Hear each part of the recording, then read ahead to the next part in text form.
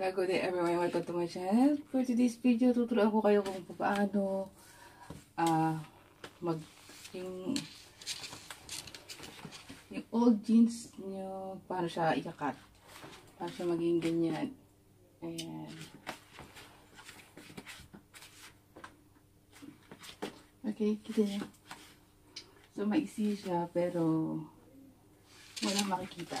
So, nothing, conservative. Conservative, pero short. So, this is old jeans. Okay, old jeans siya. So, ang gagawin natin sa old jeans, gaganyan mo siya. First, gaganyan mo. So, make sure ganyan. Ayan. So, wag na wag niyong ikakat siya from here. So, ang gagawin nyo from here, bibilang kayo at least 2 inches. 2 inches. Kasi, syempre, kikita na yung ano nun. Kumbaga, wala na siyang ganito. So, ganyan. From here, bilang kayo 2 inches. At least 2 inches. 2 to 4 inches. Ganyan. Okay. So, simulan na natin.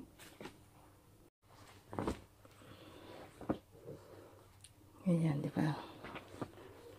So, make sure i-flat niyo siya. Ito. Ayan. Ayan. Okay. So, make sure it's straight. And then it's okay. Okay. Maganyan. So, hanapin natin yung punjo. Punjo. Ay, ito. So, ito. So, magibilang kayo kung gaano siya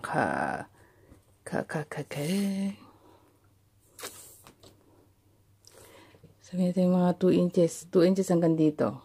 So, gusto nyo mas mahaba, nasa inyo. So, actually, 3 inches is okay. No problem.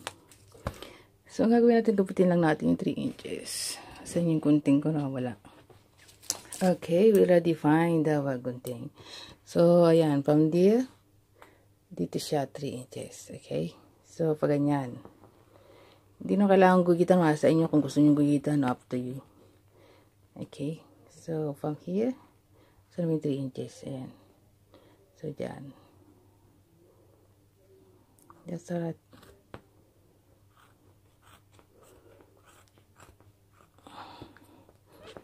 Minute.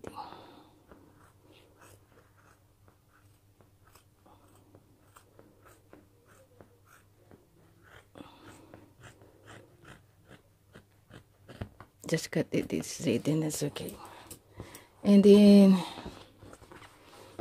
just like this. Actually, cutting din yung balikta rin. Walang problema.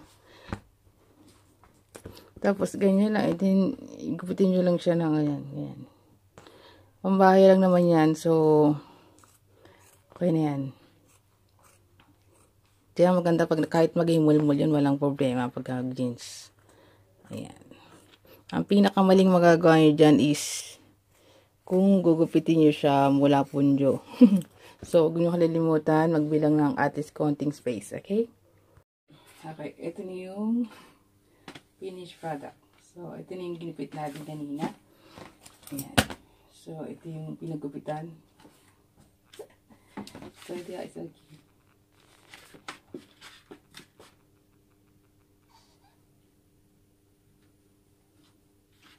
So, ayan. Pwede na kayong mag-TikTok. Ayan. So, ayan. Maraming salamat sa panonood. Ayan. Sana nagustuhan nyo. Yeah? Okay? Basta ba?